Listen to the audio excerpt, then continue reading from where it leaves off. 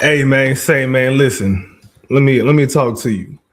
A win is a win is a win is a win. At this point in the season, I do not care how we get them. Just get them.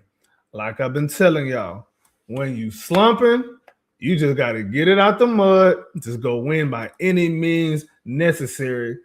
And that's what the Rockets did again tonight on the second night of a back to back. The first time we won a game on the second night of a back to back all season long. Can you believe that? Can you believe that? We pulled it out. I do not care that the Thunder. I said the Thunder. That the Timberwolves was missing Anthony Edwards. I don't care, bro. I do not care because the fact that he was missing put even more pressure on these struggling Rockets to come out here and get a win at home. I don't care, bro. I don't care who we play that's injured. I don't care who's struggling. I don't care. Just get a win right now. Try to build yourself some momentum, and start getting yourself ready for this playoff push after the All-Star break, especially after trade deadline. Trade deadline is in what, 2 weeks? What is it, February 5th? Something like that. So yeah, any win by any way, anyhow, I ain't complaining. With that said, I got some complaints. I had a question. Is it me or is JD Davison the first player off the bench, I guess, moving forward? I mean, his numbers wasn't crazy. This game, he really just did cardio. So, I'm not really sure if that's really the case or not. But hey, it is what it is. Reed Shepherd had a nice game tonight. I'm gonna go through the stats in a little bit, but I like what Reed Shepherd gave this game tonight, man. He kind of been struggling defensively. I ain't gonna say kind of, yeah. He been struggling defensively, but he ain't been stopping that from letting him be an impactful player on the other end on offense, which is his game anyway. He could easily sit there and pout and be like, "Oh, I ain't the first guard off the bench no more. You got JD Davison. I'm gonna just go sit in the corner. I ain't gonna play hard. None of that. He ain't doing that." And kudos to that young man for taking it on the chin and just keeping it pushing, not complaining, pouting, moting. I said moping. None of that. He just sticking to his game. Tonight he hit shots. He didn't have a bunch of assists, but he had some near assists. I mean, nobody was really making shots tonight like that. I know the numbers would disagree, kind of, sort of, but the offense was ugly. A lot of them numbers too was they wasn't coming in the half court. I'll say that. What other point? What other point I had? I had another point y'all made me forget. Yes, I'm gonna blame y'all. But yeah, man. We still got, like I said, the same issues offensively. However, I think this game defensively, we kind of cranked up the heat a little bit. No matter what, this is, as an Ime Udoka team, your bread and butter is going to be on defense, man, and how you turn that into offense. Because Udoka not going to help you out on offense in any way, shape, form, or fashion. He is not. He going to tell you to go out there, go find a mismatch, and go figure it out by your damn self. That's what he going to do. That's what the offense is. Or if he gonna draw something up, he gonna draw up something to go get an offensive rebound, man. That's what he do. That's Udoka ball, prison ball, jailbreak pick and roll, man. That's what he do. That's what we run. But yeah, man, another game of Kevin Durant playing 40 minutes. I'm not really liking that trend too much. It's just not healthy for him long term. It's not healthy for us long term, especially because if he goes down, then what are we doing about scoring on the perimeter? What are we doing about advantage creation on the perimeter? You know what I'm saying? I don't know. Şengün has stopped shooting threes. That's another complaint that I have. He only took one tonight. He started the season pretty solid from three, to the point where I was like, the boy done updated the scouting report, and now he a 3-point shooter. Well, we gonna downgrade that scouting report right back to being a non-shooter. Too many times he had open threes, he just passed them up. This is going back to his Silas days doing that stuff. But hey, He had a strong game. I ain't gonna lie. I ain't gonna complain about that. He had a strong game. He played his game. He wasn't taking shots that, he wasn't confident in. I mean, on one hand, I can't really complain too much about that. So there's give and there's take. I'll take what I can get right now. I'm gonna take whatever get me closer to the win, and that's what we got. So good job, Efren Sengun. Jabari still can't say, man. Listen, if Jabari Smith Jr. put a gun to your head and pulled the trigger, you gonna live. That's how bad his shooting is right now. He can't make nothing. He can't make. Matter of fact, he probably the one that shot Trump. That's why he's still alive. I'm surprised he hit him. But anyway, that's probably a tasteless joke. Forgive me if it is, but whatever. Yeah, what's the name? But Jabari, he been competing. He competed really hard on the other end on defense. It wasn't the prettiest thing on offense. He'll get through it. This is his worst shooting slump of his life. He never shot this bad even as a rookie. He's never shot this bad for this long. It's never looked like this. So I believe that he gonna turn the corner and bounce back from that. He didn't even start the season like this. I don't know what the hell happened in December, between December and now, but his shot is just. I don't know if he gave his shot to some Make-A-Wish kids or something and just said, screw it, we're going to go the rest of the season without shooting the ball well. But that's what it's looking like right now. He did hit one big shot in the fourth quarter. It looked good. But kudos to him, too, for kind of staying with it and also not, letting the missing of shots, stop him from competing on defense, too. So good job for Jabari on that. Josh Okogie got another start tonight. It's Josh Okogie. I mean, he's gonna come in. He's gonna play with energy. Whatever he gives you, box score wise, it's cool. It's a bonus.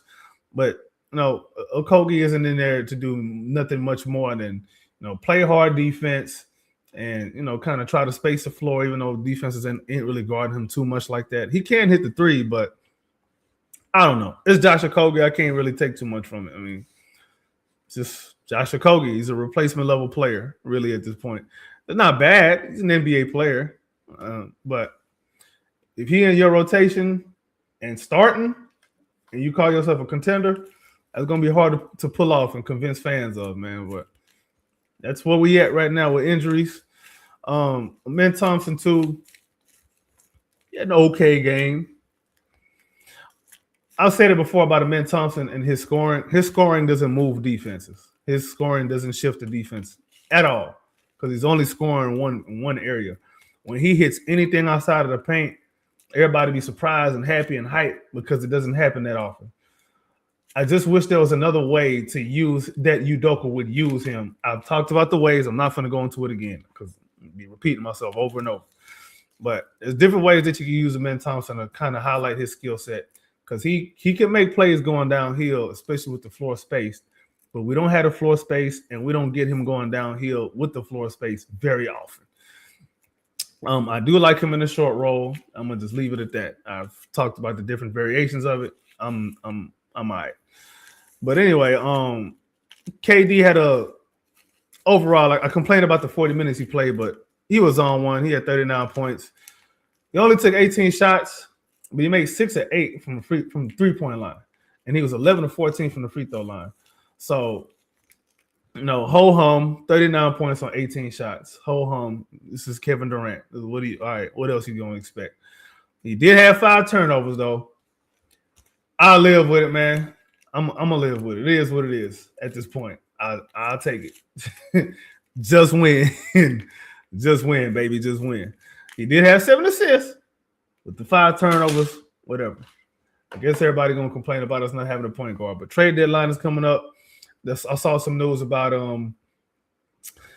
so I guess people have called the Rockets about trades or something or potential deals or whatever approaching a trade deadline. And I think the Rockets have called some stuff, called some other teams too, but nothing really that much going on, hard wise as far as like solid deals that you think are gonna get made.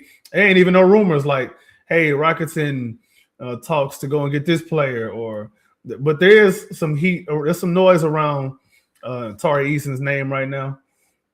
So we'll see what they look like. I don't want to get off of Tari, but It's probably one of them things that we can all see coming. Is what it is. Hopefully it don't happen. Hopefully we just get our ish together as a team. Guys, Udoka adjust the scouting report a little bit and adjust the offense. Get these guys moving a little bit off ball. Okay, maybe pick up somebody who can help facilitate the offense a little bit more.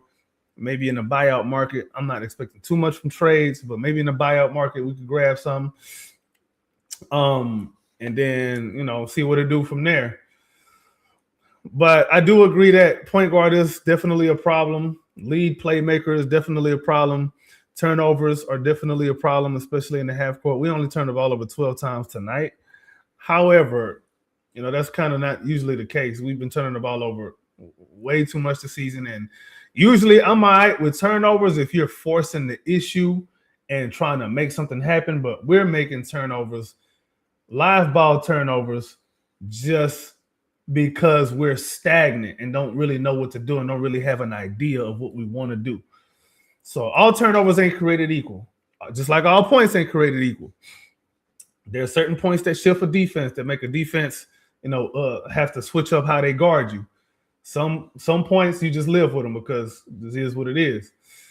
And then turnovers is the same thing. Some turnovers, you get them trying to make something happen.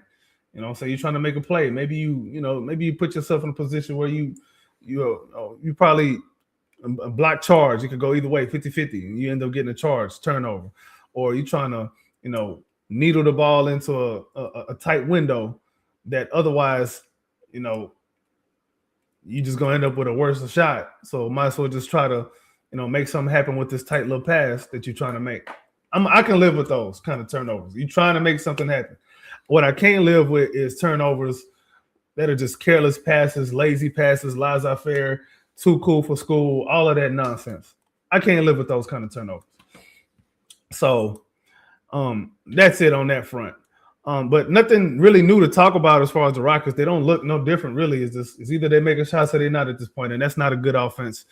Hope is not a plan, and toughness is not a strategy. Those are the two things Ime Udoka is seemingly trying to run the game on, run a team on. And toughness will work a lot of times, but you still at some point got to have a strategy. You still at some point got to have a plan. And the plan cannot be hope or toughness. It's just not.